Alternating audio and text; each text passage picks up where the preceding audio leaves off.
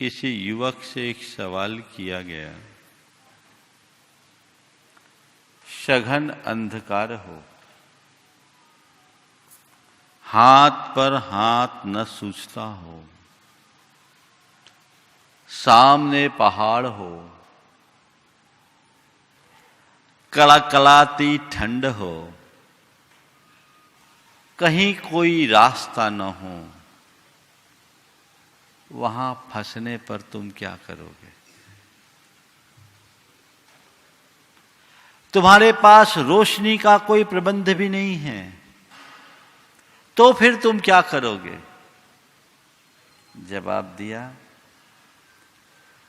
कहीं से दो पत्थर टटोलूंगा, उनमें संघर्षण करके आग उत्पन्न करूंगा, पत्तों को जलाकर रोशनी प्रकट करूंगा, सबसे पहले अपनी शीत का निवारण करूंगा और फिर उसके प्रकाश में कोई रास्ता तलाशूंगा। बस यही दृष्टि जीवन की श्रेष्ठ दृष्टि है। आज बात एक्स की है। हम एक्स की जब कभी भी बात करते हैं तो एक्स एक प्रोनाउन है, जहां हम किसी व्यक्ति की उपस्थिति की बात न होने पर भी उसका नामोल्लेख न करके भी नाम ले, एक्स। लेकिन आज मैं आपके बीच एक्स से एक अलग बात रखने जा रहा हूं। वो है एक्स विजन। एक्स विजन ये क्वाइन किया हुआ वर्ड है, लेकिन इसका अर्थ बहुत गहरा है, जो हमारे जीवन की उन्नति के लिए बहुत उपयोगी है। एक्स विजन मीन्स क्या? A person who is basically dominated in every situation. A person who is basically dominated in every situation. Vision का सामान्य अर्थ दृष्टि है, लेकिन एक्स विजन यानी ऐसी दृष्टि जिससे संपन्न मनुष्य अपने जीवन की हर स्थिति में मजबूत बना रहे। हमारे जीवन में अनेक प्रकार की चुनौतियां आते रहती है, और ऐसी स्थिति में दो तरह की प्रतिक्रिया होती है।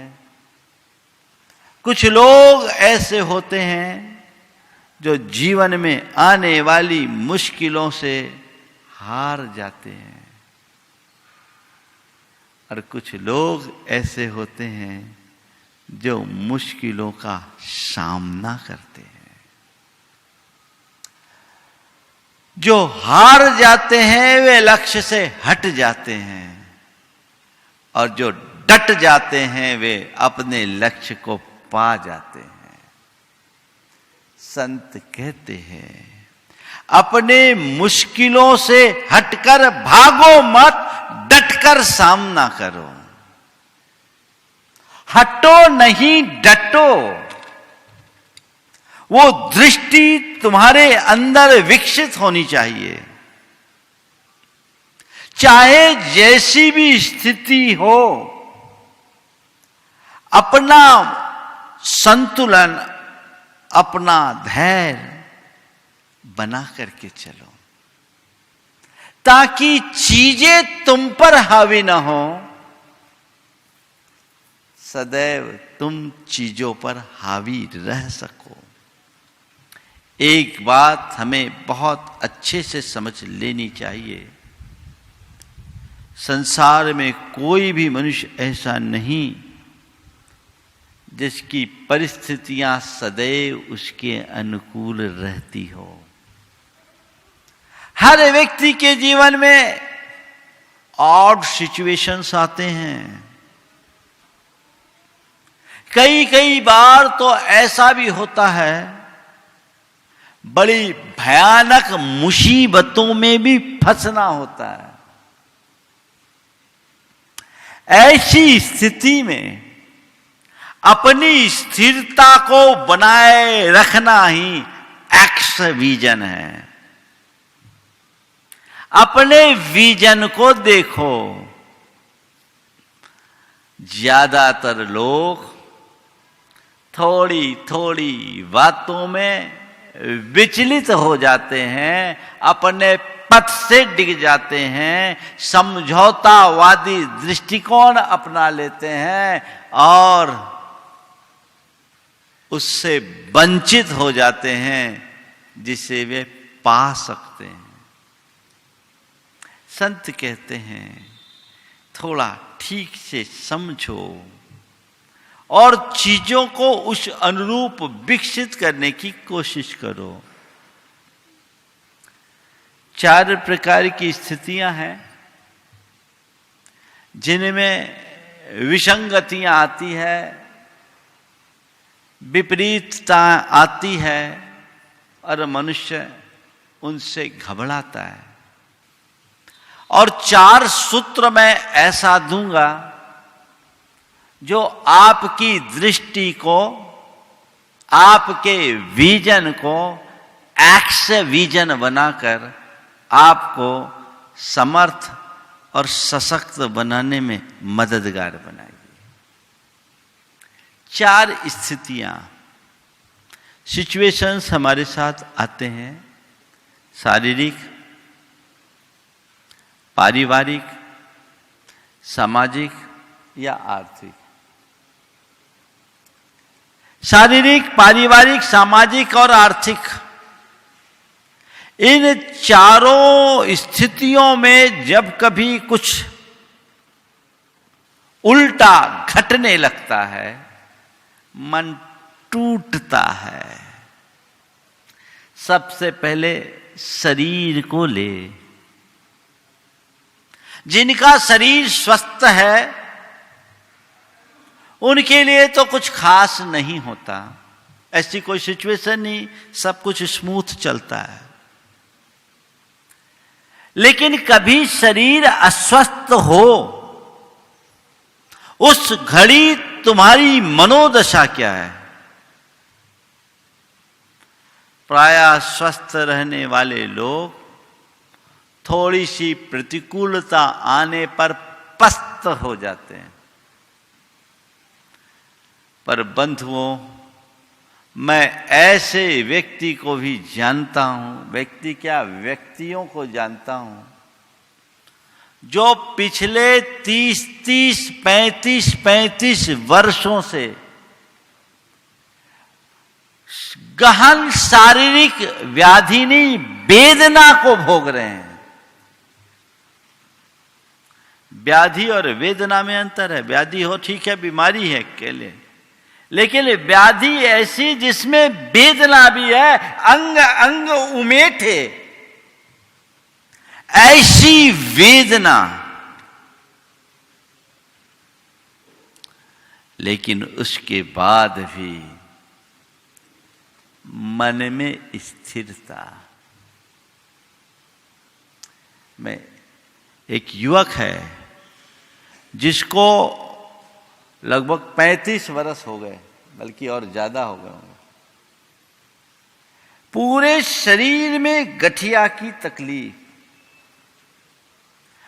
और इतना दर्द कि कोई कुछ कह ना सके। लेकिन धन्य है वो व्यक्ति और उसका साहस। ऐसी स्थिति में भी हारता नहीं।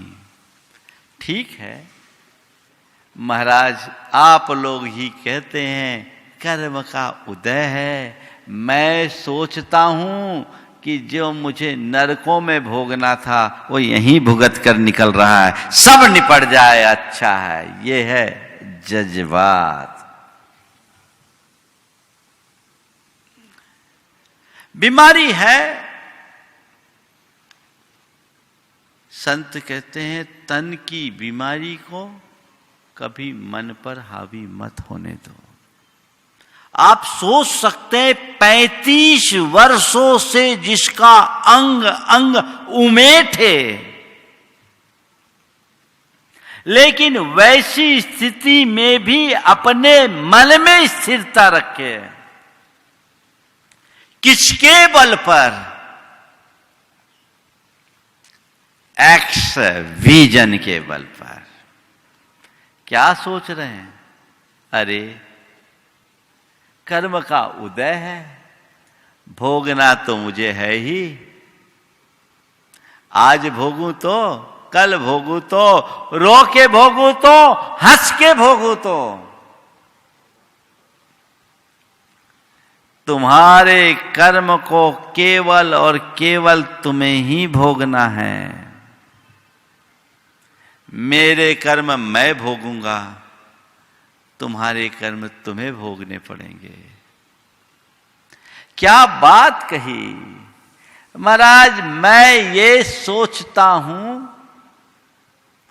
कि नरकों में भोगे जाने वाली वेदना यहीं निपट रही है, और महाराज नरकों में तो केवल भोगने की व्यवस्था है, यहां काटने की अनुकूलता है। महाराज मैं भोग नहीं रहा हूं, काट रहा हूं। क्या दृष्टिकोण है। कर्म को भोग नहीं रहा हूं, काट रहा हूं।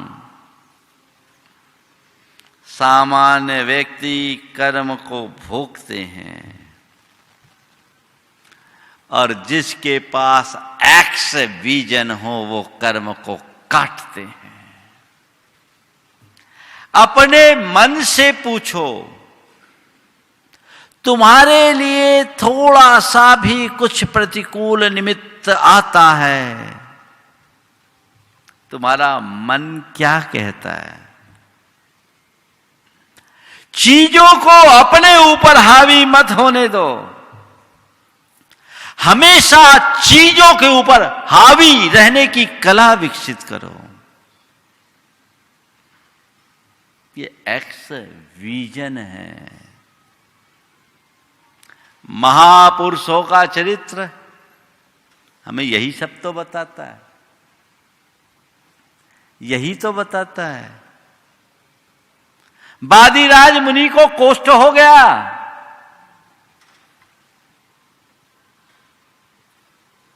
उन्होंने अपने कुष्ठ के निवारण के लिए कुछ नहीं किया। ये तन है, ये तो रोग का घर है। मेरी चेतना को तो कोई कुष्ठ नहीं, कुष्ठ है मैं सहूंगा। लेकिन उनके उस पुण्य के प्रताप से उनका कुष्ठ भी चला गया और कष्ट भी चला गया, और धर्म की प्रभावना भी हो गई। बात क्या कह रहा हूं? शरीर में वेदना हो, बीमारी हो, इलाज कराना, मेडिकल एड लेना, पर परेशान मत होना।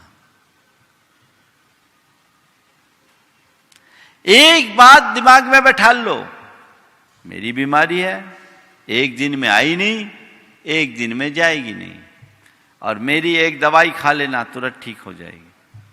पता है ना, हम हमेशा बांटते। कौन सी दवाई है? कौन सी दवाई? संतोष बटी।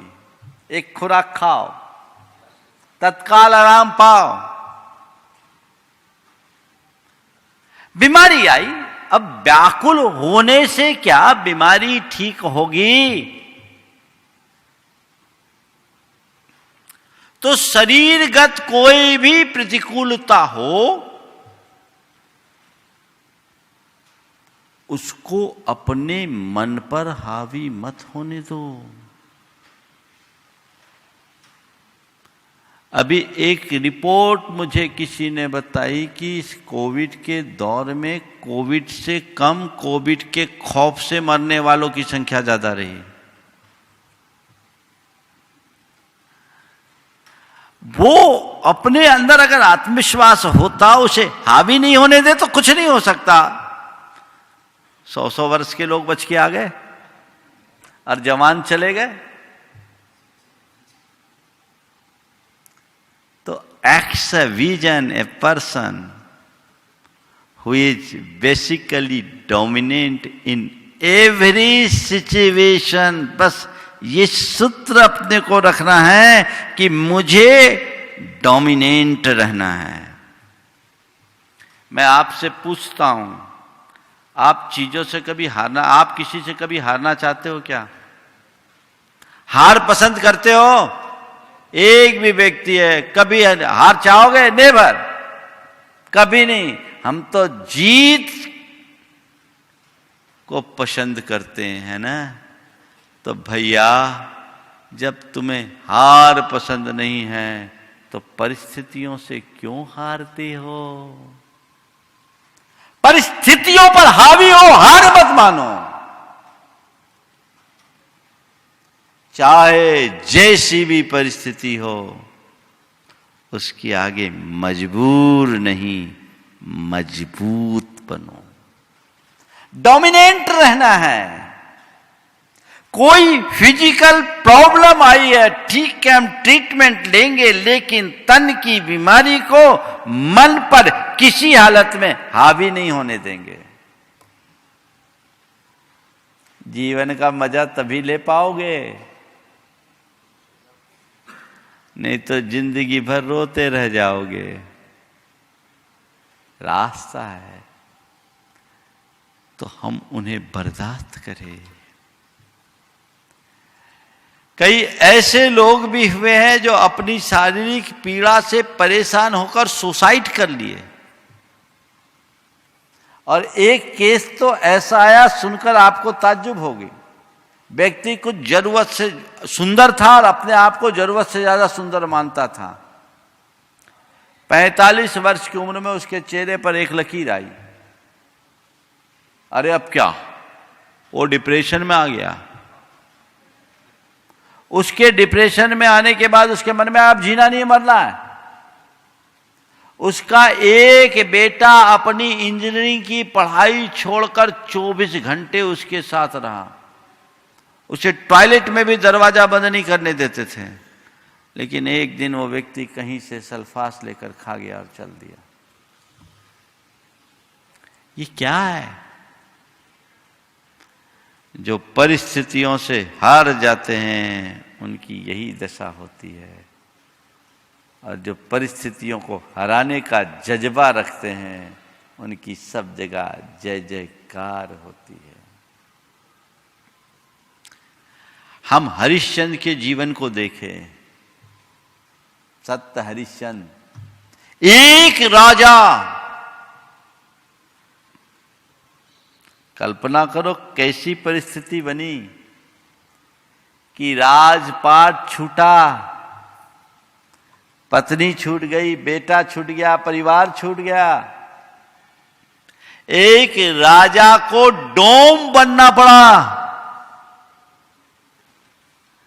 और उस डोम को भी अपना धर्म निभाने के लिए अपने बेटे के अंतिम संस्कार के एवज में शुल्क लेना पड़ा। और वह भी तब जब सामने वाला देने की स्थिति में नहीं है।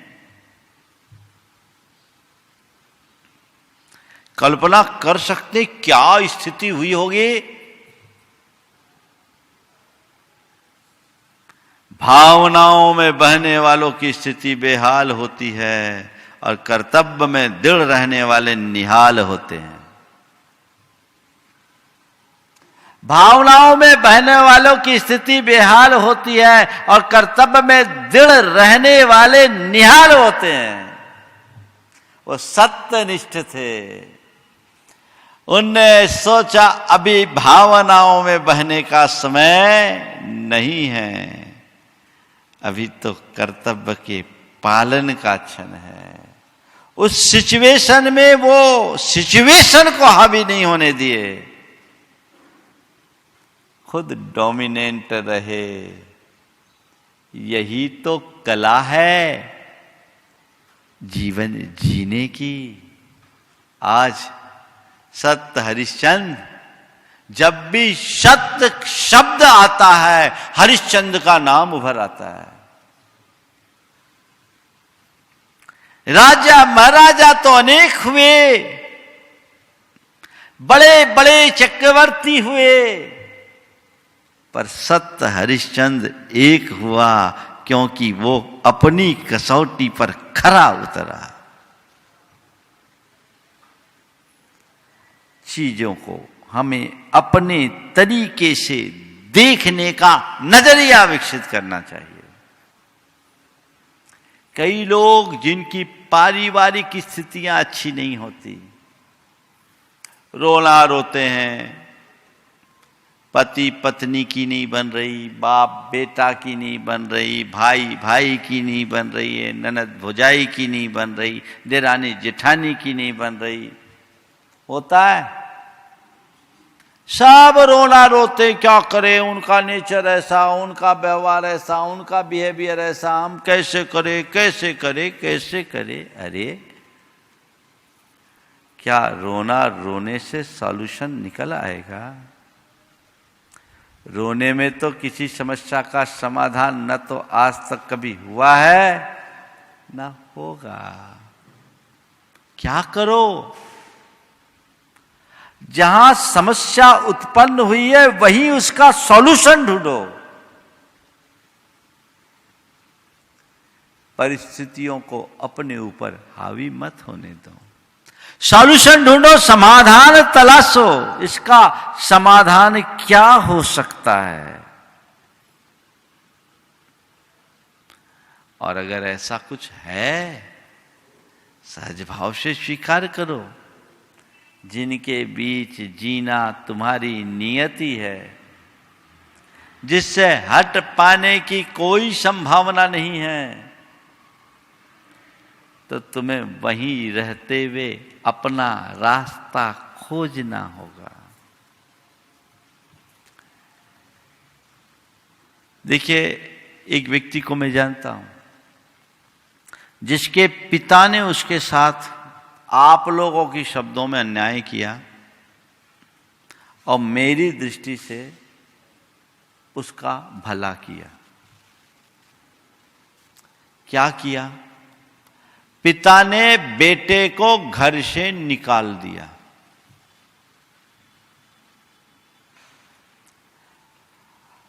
जिस दिन वो घर से निकला, जेब में मात्र 500 रुपये। पति पत्नी दोनों ने मां बाप के चरण छुए और घर से निकल गया। पिताजी, आपकी इच्छा यदि यही है तो मैं उसको पूरा करूंगा। आप आशीर्वाद दे, मैं घर से जाता हूं। बस एक भावना है, कभी जरूरत पड़े तो हमें याद जरूर करना। कभी जरूरत पड़े तो हमें याद जरूर करना। चला गया। 2-3 दिन अपने दोस्त के घर रहा। स्थितियां हुई, कई लोगों ने कई तरह की सलाहें दी। एक दो लोगों ने तो ये कह दिया, अपने पिताजी पर केस ठोक दो। सलाहकार तो ऐसे ही मिलते। उसने कहा, भैया, जिस पिता ने मुझे पाल पोस करके बड़ा कर दिया, इंजीनियर बना दिया, उनकी ये देन क्या कम है? उन्होंने मुझे जो दिया है, मैं पूरे जीवन उसका ऋण नहीं चुका सकता। बहुत कुछ दिया, मुझे उनसे कोई शिकायत नहीं है। ठीक है, उन्होंने आज मुझे घर से निकाला है तो कोई बात नहीं, अब नया रास्ता चुनेंगे। हर मनुष्य को कोई ना कोई रास्ता तो मिल ही जाता है। लड़का प्रतिभावान था, गुडविल अच्छी थी, उसके कुछ मित्र आगे आए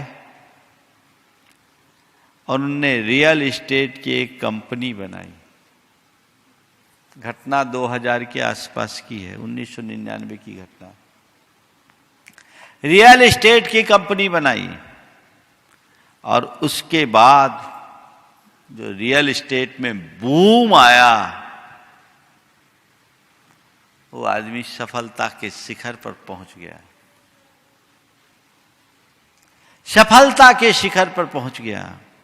और दूसरी तरफ जिस छोटे भाई के बहकावे में आकर माँ बाप ने उसे निकाला था, उस भाई ने माँ बाप को भी निकाल दिया। उसने उसी स्थिति में अपने माता पिता को वापस कहा, पिताजी ये आपका ही घर, आप रहिए, हम आपके पास रहेंगे, आप हमारे पास नहीं रहेंगे।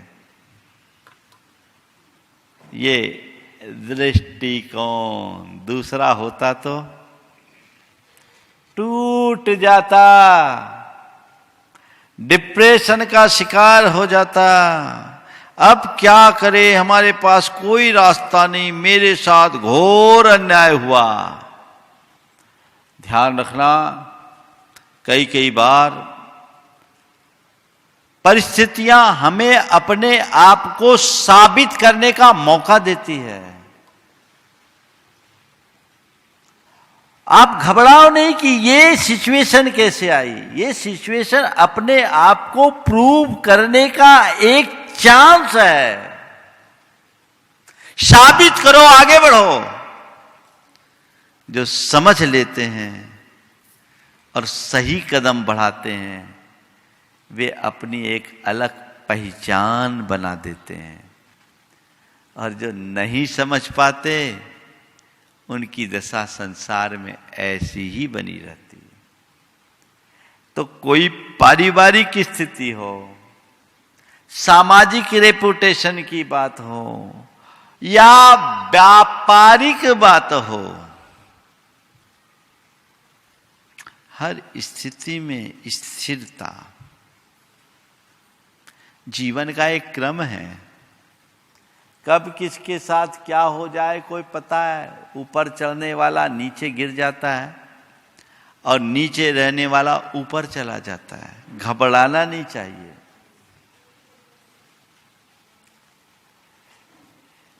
मेरे संपर्क में एक सज्जन है जो भारत से बाहर रहते हैं, मल्टी बिलियनियर है, कोई साधारण हस्ती नहीं है।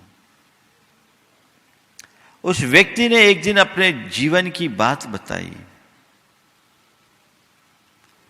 कि महाराज श्री, मैंने अपने 6.5 वर्ष की उम्र में आधी दुनिया घूमी। 6.5 साल का था तब मैं आधी दुनिया घूम चुका था। पर महाराज मेरी एक स्थिति ऐसी आई कि 22 साल की उम्र में मैंने रोटी चोरी करके खाई।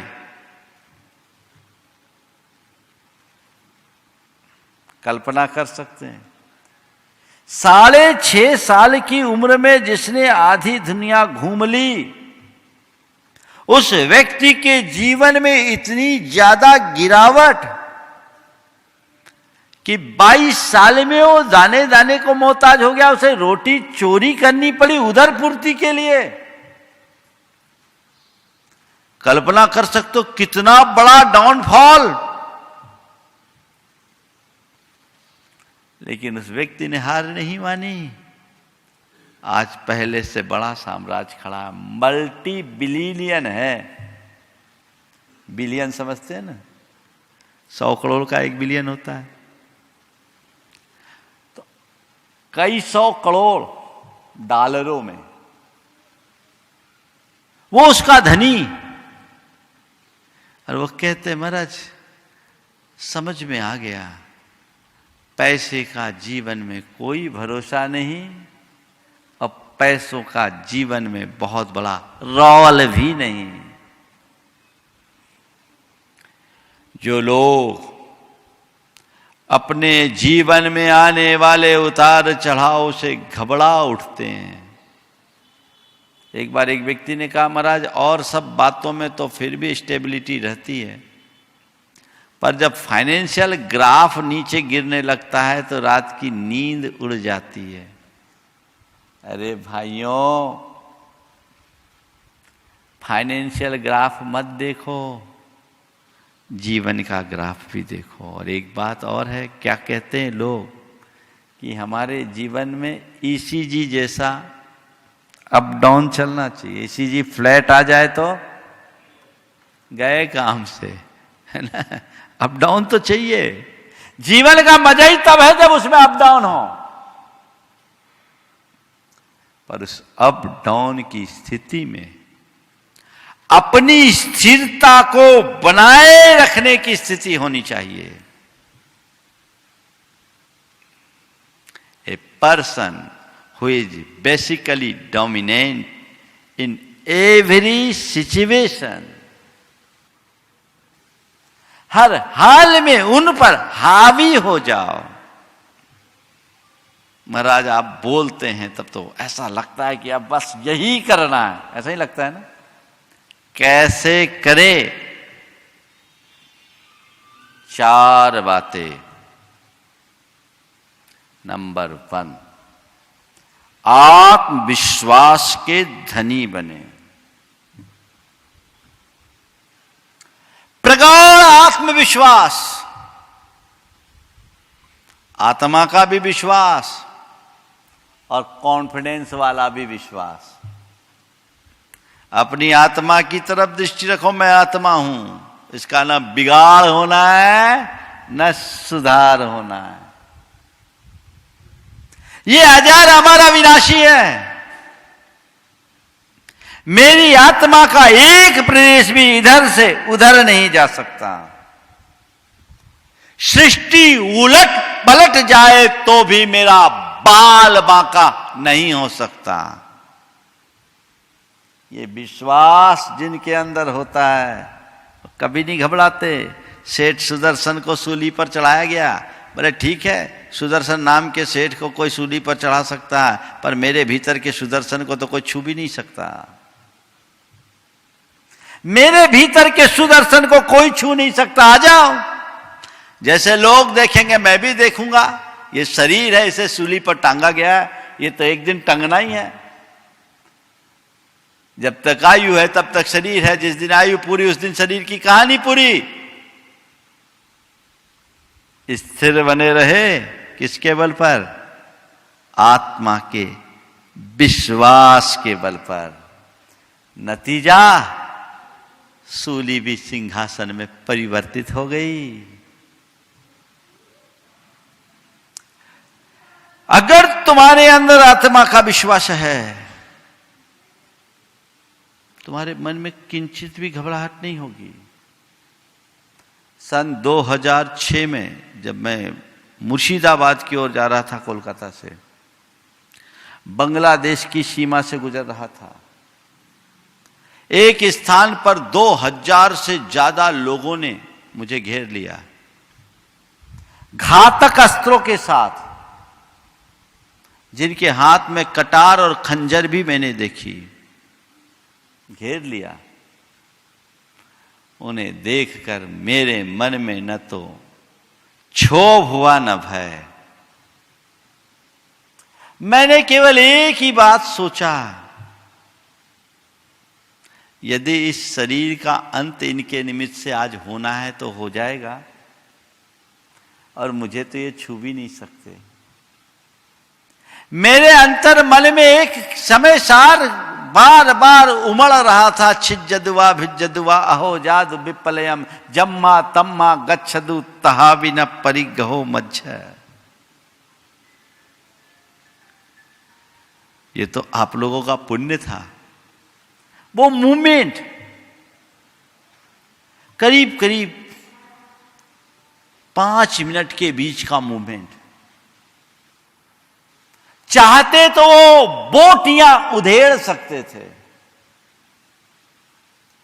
लेकिन आज सलामत हो। अब आप सोचो ऐसी सिचुएशन में क्या करोगे? भागोगे? अंदर से जागोगे तो ठीक होगा। अंदर से जागोगे सब ठीक होगा। सामने से फेस किया, निकल गया, और आज कुछ नहीं।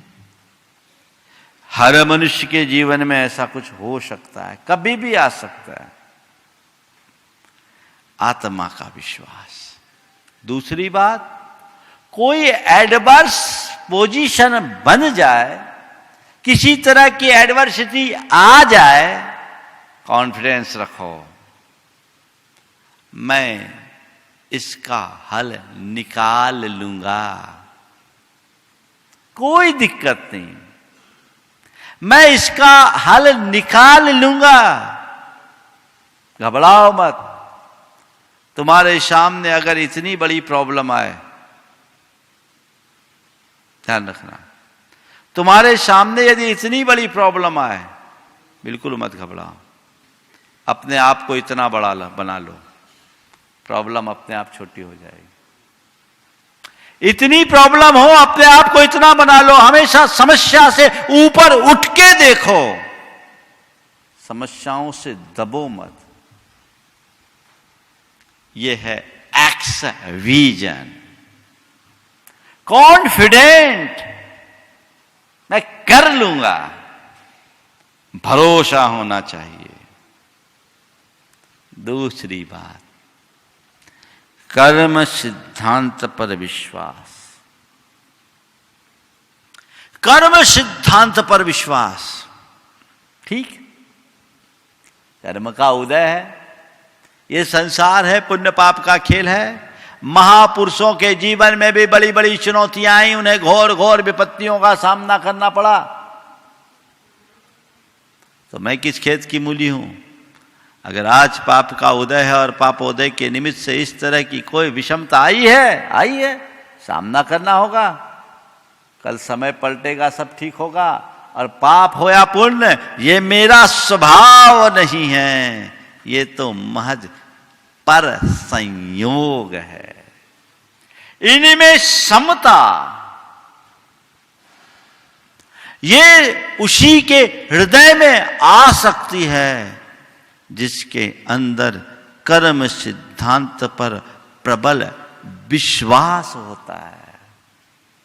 आजकल लोग कर्म सिद्धांत पर विश्वास रखने वाले कम हैं। कर्म सिद्धांत पर विश्वास रखने वाले लोग कम हैं, कर्मकांडी ज्यादा।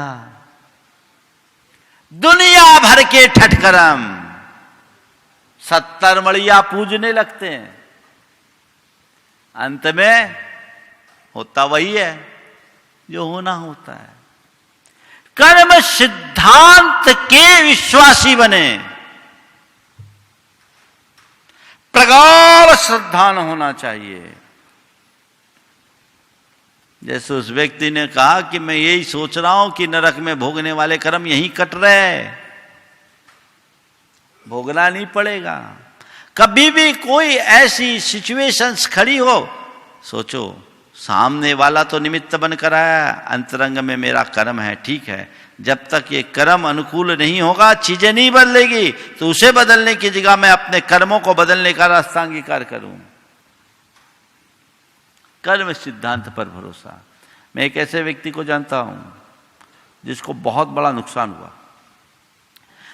बेटे के गलत पॉलिसी के कारण लगभग 50-60 करोड़ से अधिक का नुकसान हुआ, एक गलत पॉलिसी के कारण। लेकिन धन्य है वो व्यक्ति, घबराया नहीं, ठीक है।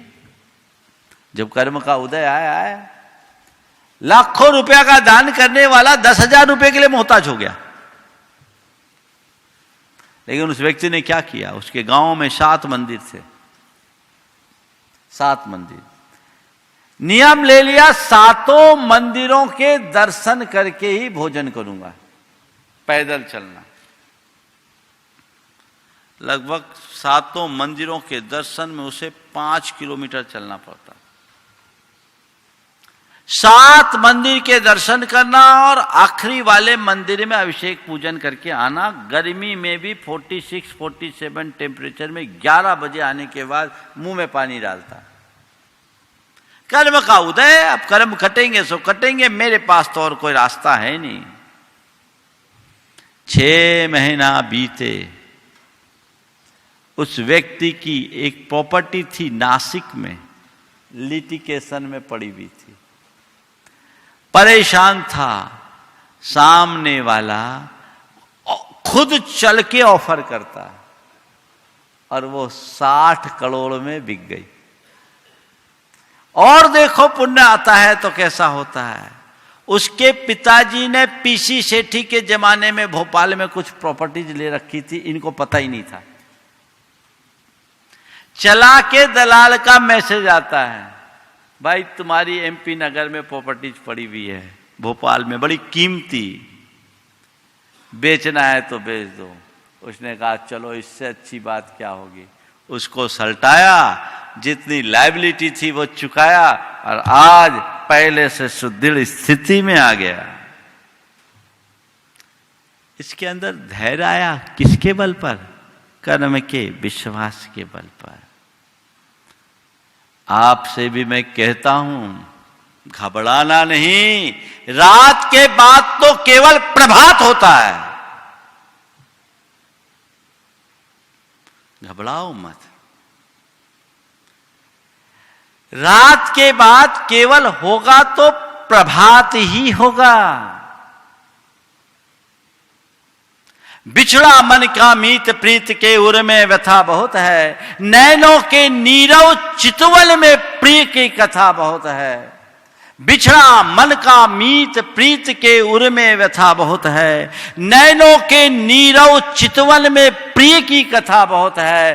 हो मत सांस अधीर, दोबारा कोई और मिलेगा, यह जीवन तो नीर किनारा कोई और मिलेगा। प्रभु पूजा का दीप देह का यह उपमान बहुत है, गंगा जल कहलाले आंसू यह सम्मान बहुत है। गा प्रभात का गीत, भीत हो अंधियारा पिघलेगा, यह जीवन तो नीर किनारा कोई और मिलेगा। दृष्टिकोण वैसा होना चाहिए। कर्म सिद्धांत पर भरोसा। तीसरा, सकारात्मक आशावादी सोच। पॉजिटिव सोचो और आशावादी बने रहो, नेगेटिव मत सोचो। ठीक है, सब ठीक हो जाएगा। गलत हुआ है तो वो भी बदलेगा, और गलत हुआ है तो कितना गलत हुआ ये मत देखो, जो बच गया उसे देखने की कोशिश करो। बिल्कुल घबराने की जरूरत नहीं है। एक व्यक्ति ने अपना घर बनाया, हफ्ते भर बाद उसमें उसे प्रवेश करना था, संयोग पूरे घर में आग लग गई, धू धू कर जल गया। उसके सपनों का महल राख में परिवर्तित हो गया। लोगों को भी बड़ा दुख हुआ, लोग उसे सहानुभूति देने के लिए आए। उसने कहा मैं बड़ा शुक्रगुजार हूं भगवान का, हफ्ते भर बाद उस मकान में मुझे प्रवेश करना था, अच्छा हुआ आग आज लगी। यदि यही आग हफ्ते भर बाद लगी होती तो मकान के साथ मेरा परिवार भी स्वाहा हो जाता। मकान तो फिर भी खड़ा किया जा सकता है, लेकिन परिवार को दोबारा खड़ा करना संभव नहीं है। यह x vision, a person who is basically dominant in every situation. ये शक्ति, ये क्षमता विकसित करो। पॉजिटिविटी के बल पर, बेहतर कल की आशा में। हताशा निराशा से बचने का यही एक रास्ता है। इसे अपना कर जीवन को आगे बढ़ाने की कोशिश करो। और चौथी बात, बस ये सोचो सब थोड़े समय की बात है।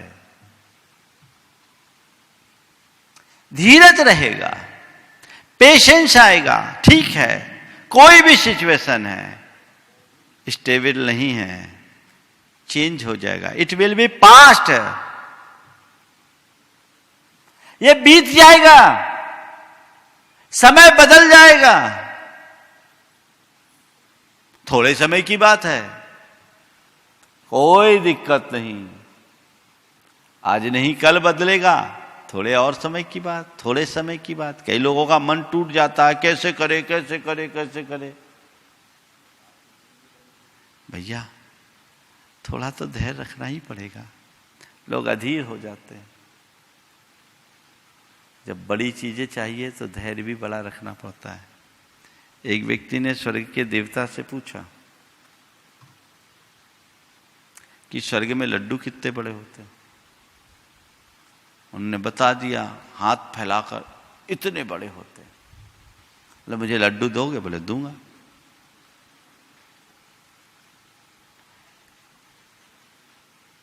पूछा अच्छा ठीक है, स्वर्ग में एक क्षण कितने दिन का होता है? स्वर्ग में एक क्षण कितने दिन का होता है? बोला 1 बरस का।